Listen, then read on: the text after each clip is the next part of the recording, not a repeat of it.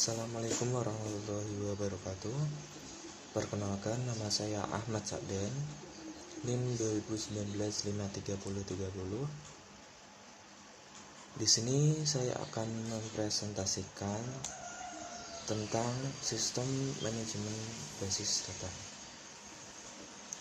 Yang pertama adalah konsep basis data. Menurut Joe, basis data adalah sebagai kumpulan informasi yang bermanfaat yang diorganisasikan ke dalam tata cara yang khusus. Data merupakan fakta atau nilai value yang tercatat atau merepresentasikan deskripsi dari suatu objek.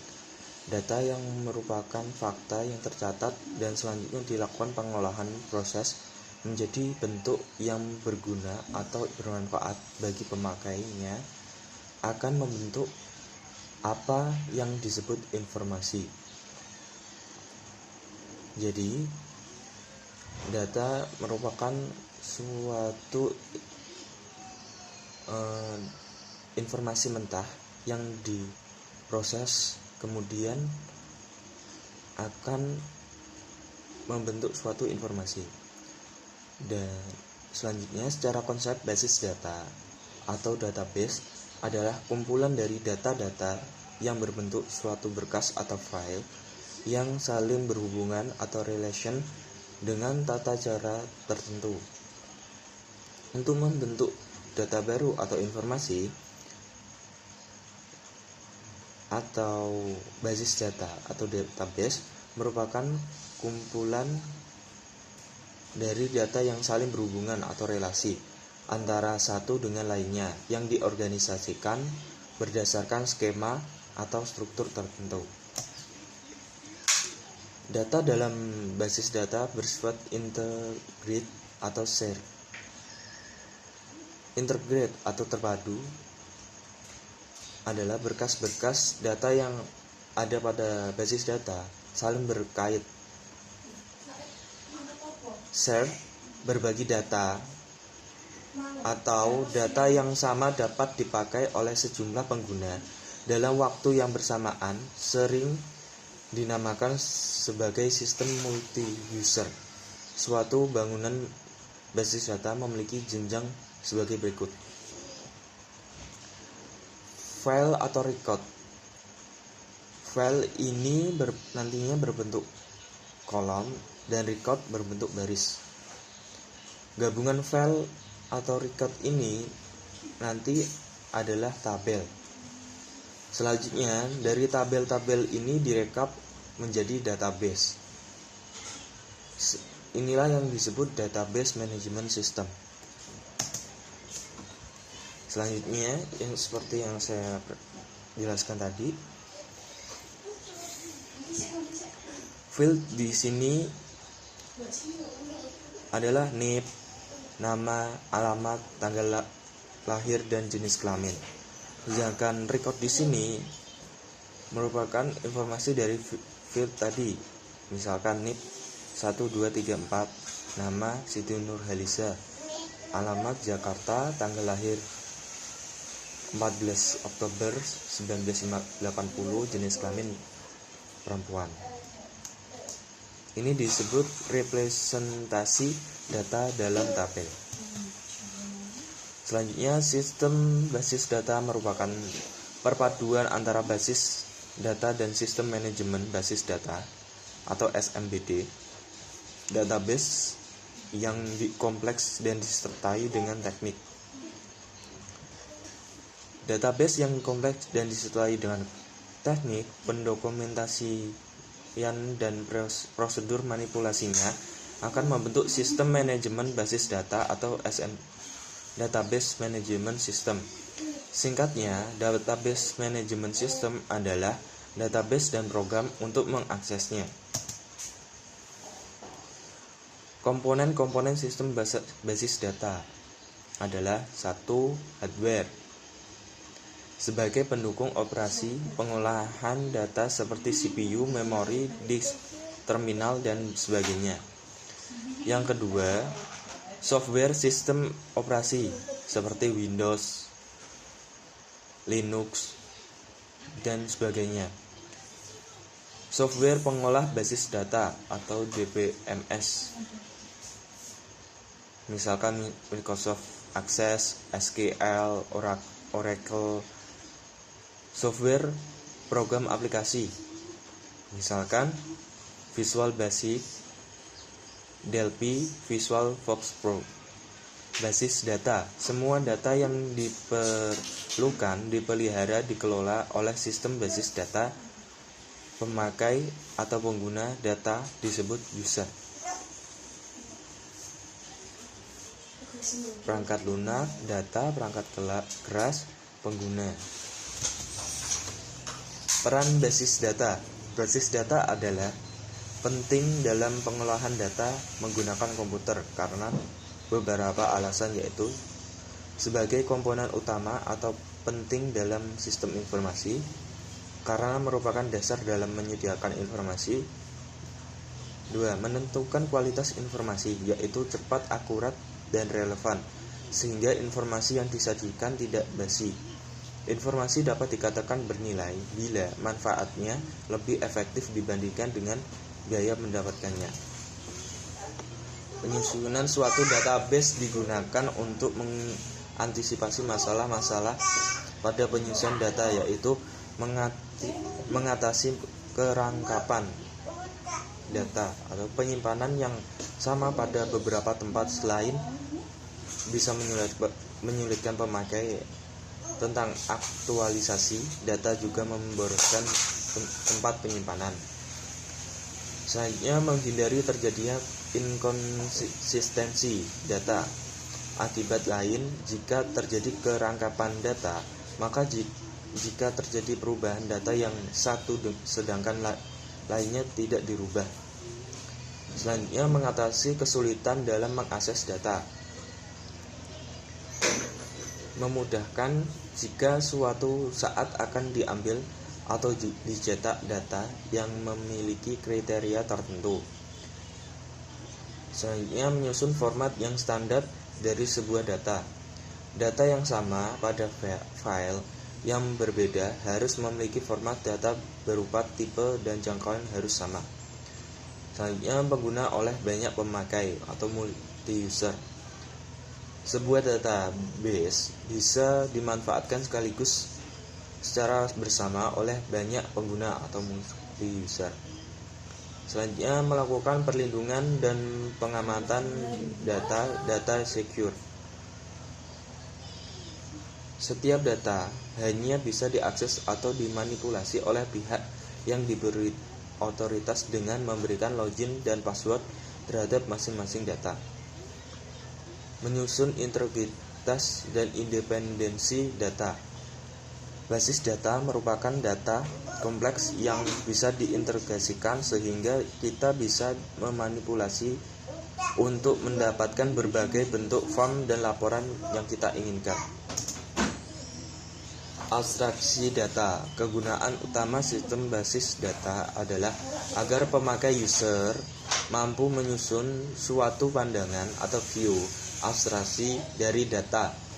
Hal ini bertujuan untuk menyederhanakan interaksi antar pengguna dan sistem dari sistemnya. Dengan basis data dapat mempresentasikan pandangan yang berbeda kepada para pengguna, programmer, dan administrator. Bagian keuangan, bagian personalia, bagian penjualan. View 1, view 2, dan view 3. Ini yang disebut level konseptual. Selanjutnya level fisik. Dan semua ini yang disebut level abstraksi data.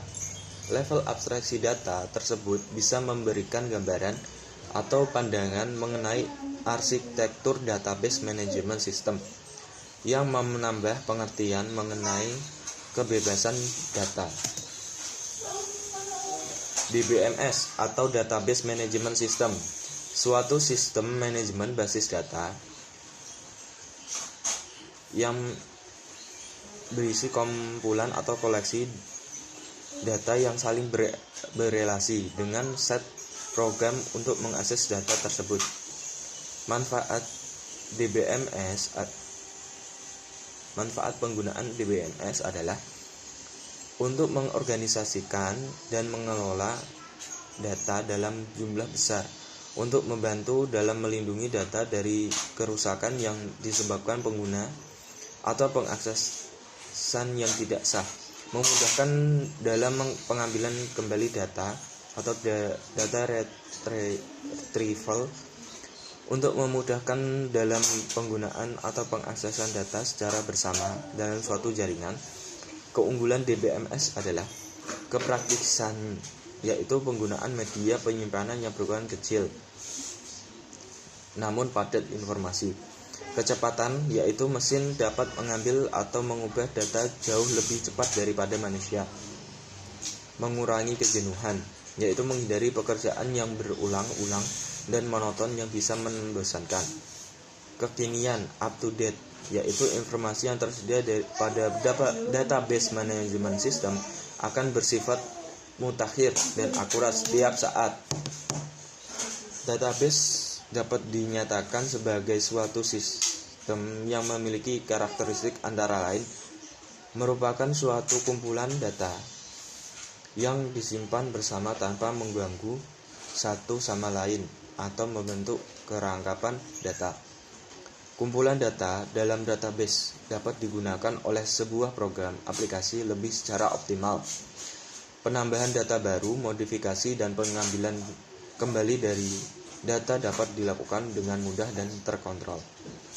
Sedangkan lingkungan DBMS terdiri dari komponen perangkat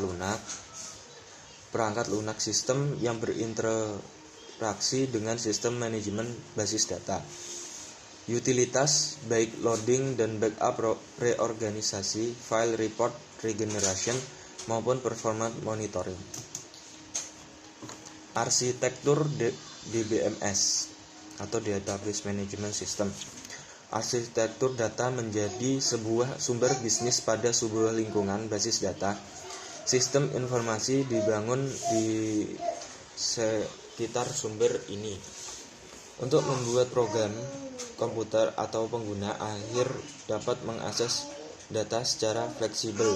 Arsitektur data bisnis mendefinisikan bagaimana bisnis tersebut akan berkembang dan menggunakan file maupun database untuk menyimpan semua data dalam organisasi.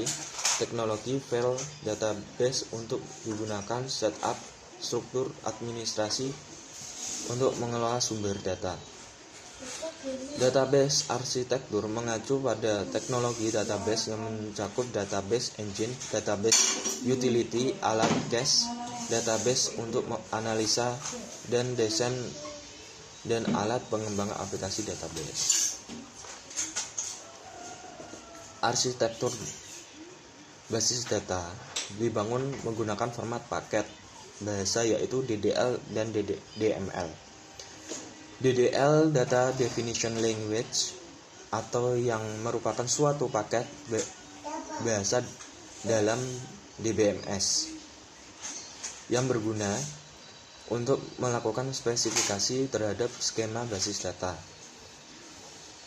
Contoh perintah DDL adalah create table, create index, alter table, drop view, drop index.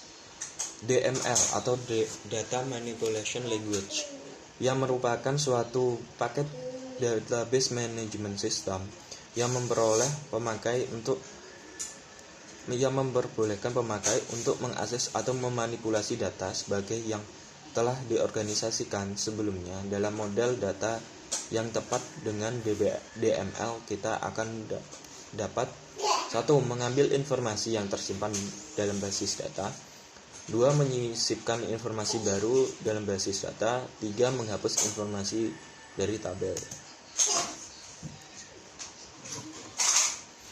Terdapat 2 tipe DML, yaitu prosedural dan non-prosedural. Prosedural DML membutuhkan pemakai untuk menspesifikasikan data apa yang dibutuhkan dan bagaimana cara mendapatkannya. Non-prosedural membutuhkan pemakai untuk menspesifikasikan data yang dibutuhkan tanpa harus tahu bagaimana cara mendapatkannya. Dalam bahasa query dikenal juga dengan DCL, Data Control Language, merupakan bahasa pengendali data yang digunakan untuk melakukan otoritas terhadap pengakses data dan mengolah ruang-ruang contoh perintah, misal grant, revoke, commit, dan rollback. Ketiga, perintah bahasa tersebut atau DDL, DML, DCL saat ini telah dibentuk menjadi paket bahasa yang disebut sebagai SQL atau Structured Query Language, yang pada prakteknya implementasi SQL sangat bervariasi. Tidak semua fitur SQL didukung oleh vendor software. Beberapa contoh software basis data yang menggunakan SQL seperti DB2, Ingres, Informatica, Mix, Oracle, Microsoft Access, MySQL, dan sebagainya. Tipe file. Tipe file yang digunakan dalam DBS dibedakan menjadi file induk atau master, file induk acuan, file induk record, relatif statis, jarang berubah nilainya, misal file daftar gaji, file mata pelajaran. File induk dinamik, file induk nilai recordnya sering berubah. File transaction file ini bisa disebut file input, digunakan untuk merekam data hasil dari transaksi yang terjadi. File laporan atau report file ini bisa disebut output, yaitu file yang berisi informasi yang akan ditampilkan. File sejarah atau history file ini bisa disebut file arsip, merupakan file yang berisi data masa lalu yang sudah aktif lagi tetapi masih disimpan sebagai arsip. File pelindungan atau backup file ini merupakan salinan dari file-file yang masih aktif di dalam database pada suatu file tertentu. File ini digunakan sebagai pelindungan atau cadangan bila file database yang aktif mengalami kerusakan atau hilang. Keamanan basis data.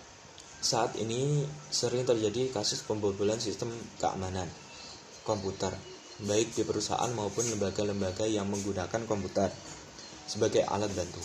Hal ini terjadi karena semakin majunya teknologi yang dikuasai oleh seseorang atau mungkin karena masih lemahnya sistem keamanan komputer. Pada dasarnya, keamanan sistem dapat dibedakan menjadi 3. 1. Keamanan eksternal, 2. Keamanan interface, 3. Keamanan internal.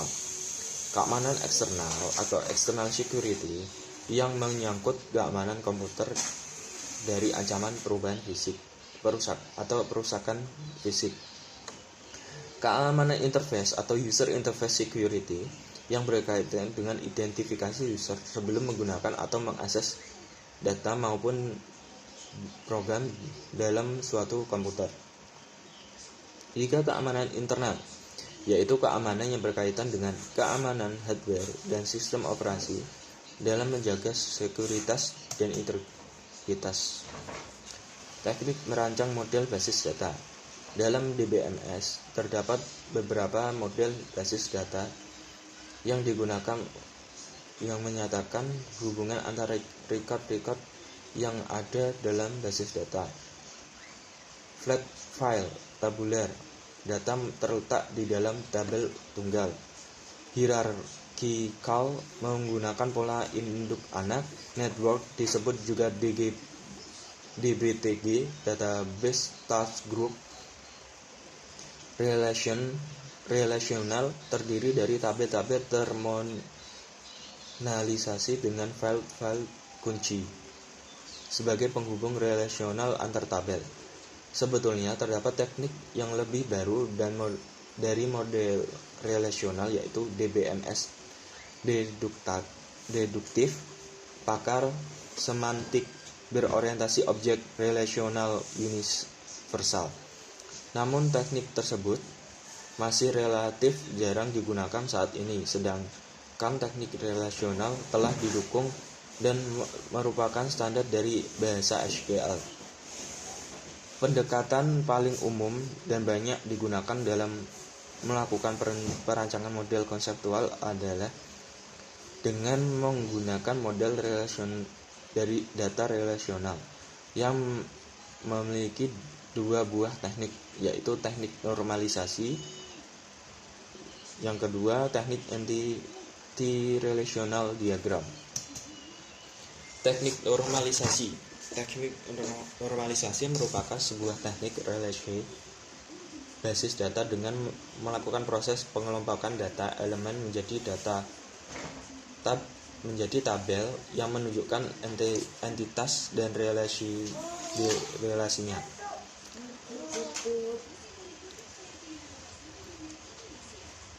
Sebuah teknik normalisasi digunakan untuk memproduksi sebuah model data yang memenuhi kriteria kualitas sebagai berikut. Satu, model data yang bagus adalah data yang modelnya sederhana. Dua, model data yang baik secara esensi adalah tidak redundan atau rangkap. Tiga, model data yang baik harus fleksibel dan dapat disesuaikan dengan kebutuhan masa depan. Untuk membentuk dalam keadaan ternormalisasi, maka perlu diketahui konsep tentang field atau atribut kunci dan ketergantungan fungsi functional dependency. Setiap file memiliki kunci atau key. File berupa suatu field yang dapat mewakili record. Kunci key dalam sebuah file yang akan dijadikan sebagai relasi dibedakan menjadi kunci premier atau primary key, merupakan kunci yang dibentuk dari sebuah file atau atribut yang selain bersifat unik juga dapat mewakili setiap kejadian dari suatu entitas. Kunci alternatif atau alternative key merupakan kunci kandidat yang tidak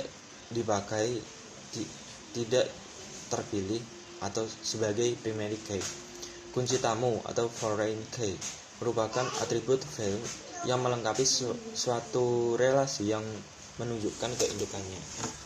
Teknik Entity Relation Diagram atau ERD merupakan notasi grafis dalam pemodelan data konseptual yang mendeskripsikan hubungan antara penyimpanan. ERD digunakan untuk memodelkan struktur data dan penghubungan antar data. ERD merupakan sejumlah notasi dan simbol untuk menggambarkan struktur dan hubungan antar data. Pada dasarnya, ada 3 macam simbol yang digunakan, yaitu entity atau entitas adalah suatu objek yang diidentifikasi dalam lingkungan pemakai. Atribut entitas mempunyai elemen yang disebut atribut yang berfungsi mendeskripsikan karakter entitas. Hubungan relationship sebagaimana hal entitas, maka dalam hubungan pun harus dibedakan antara hubungan atau bentuk hubungan antara entitas dengan isi dari hubungan itu sendiri. Misalnya dalam kasus hubungan antara entitas pegawai dan entitas bagian atau departemen adalah jam kerja, sedangkan isi hubungannya dapat berupa total jam kerja atau gaji lembur. Jenis hubungan atau relasi dibagi menjadi 1 ke 1, yaitu jika suatu entitas A hanya berhubungan dengan satu entitas B. Lalu 1 ke banyak atau banyak ke 1, yaitu jika satu entitas A berhubungan dengan sejumlah entitas B. Yang berikutnya banyak ke banyak, yaitu jika sejumlah entitas berhubungan dengan sejumlah entitas B.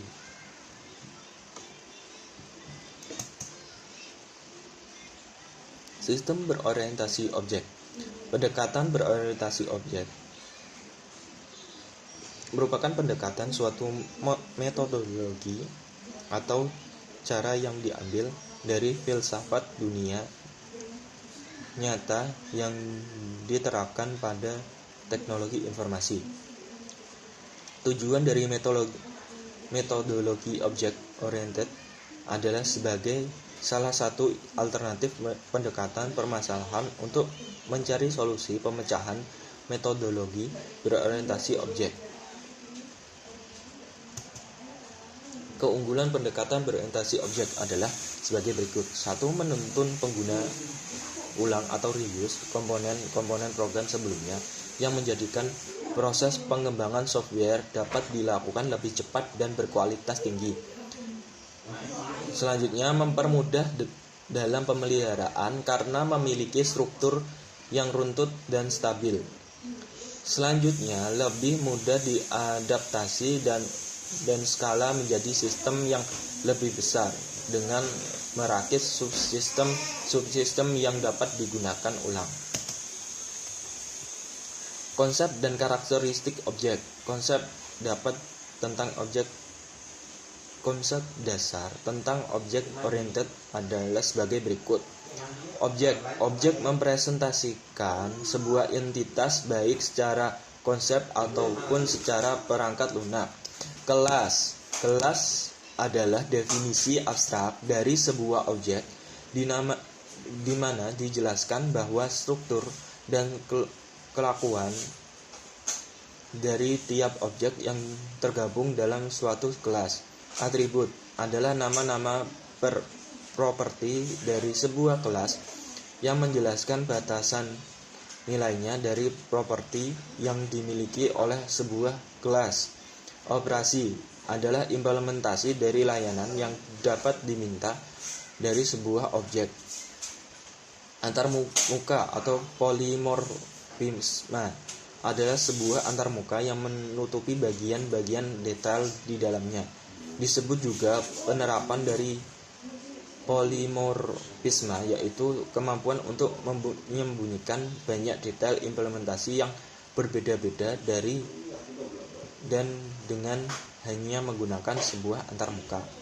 Komponen hampir tidak tergantung pada apapun dan merupakan bagian yang dapat diganti-ganti dari sebuah sistem. Paket adalah mekanisme yang bertujuan umum untuk mengorganisasikan elemen-elemen ke dalam sebuah grup. Subsistem adalah pemodelan elemen yang mempunyai tata bahasa dari paket seperti dapat terdiri dari pemodelan elemen yang lain dan sebuah kelas. Keterhubungan menyediakan cara-cara berkomunikasi antar objek. Ada beberapa cara keterhubungan antar objek tersebut, yaitu